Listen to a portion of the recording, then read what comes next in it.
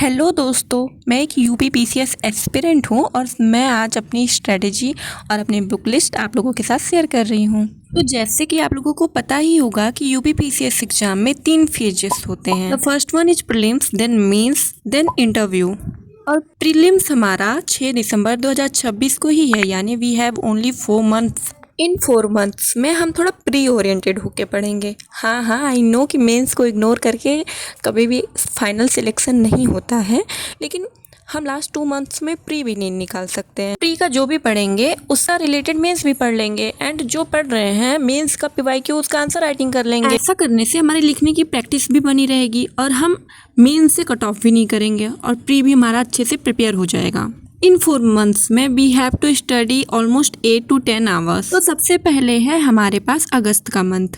कोई भी एक बड़ा और एक छोटा सब्जेक्ट उठा सकते हैं साथ में, तो मैं उठा रही हूँ सबसे पहले science, history, current affair, CSAT and UPG के।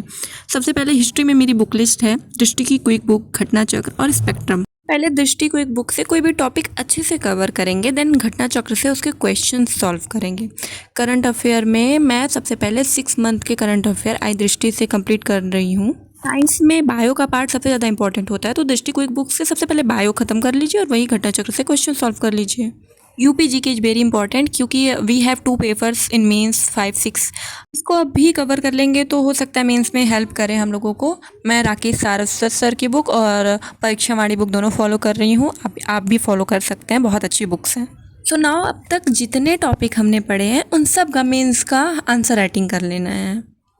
नाउ नेक्स्ट मंथ सितंबर, इसमें हम polity, environment, current affair, CSAT and UPG के करेंगे।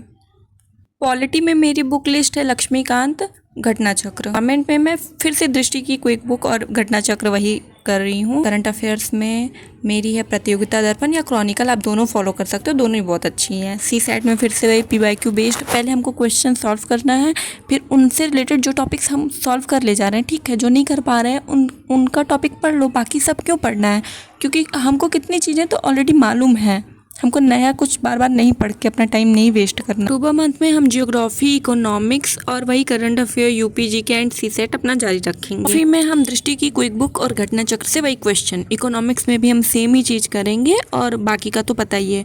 फिर नवंबर में हम सिर्फ रिवीजन, मॉक, पीवाईक्यू करेंगे। स्टडी के साथ साथ इन 4 महीनों में प्री एंड मेंस के पीवाईक्यू बहुत अच्छे से करेंगे। और अगर आप डेली करंट अफेयर पढ़ना चाहते हो तो स्टडी आईक्यू पर एक इमरान सर की क्लास आती है जो कि बहुत ही अच्छी होती है, अगर आप चाहो तो वो कर सकते हो।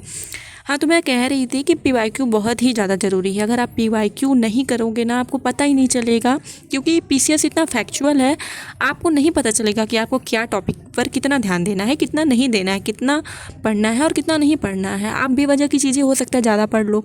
इस प्रॉब्लम के सोल्यूशन के लिए ही मैंने पिछले 5 सालों के पीवाईक्यू से 100 मोस्ट इंपॉर्टेंट टॉपिक्स निकाले हैं। अगर आप चाहोगे तो मैं आगे उनका भी पीडीएफ दे दूँगी, उनके बारे में भी बता दूंगी।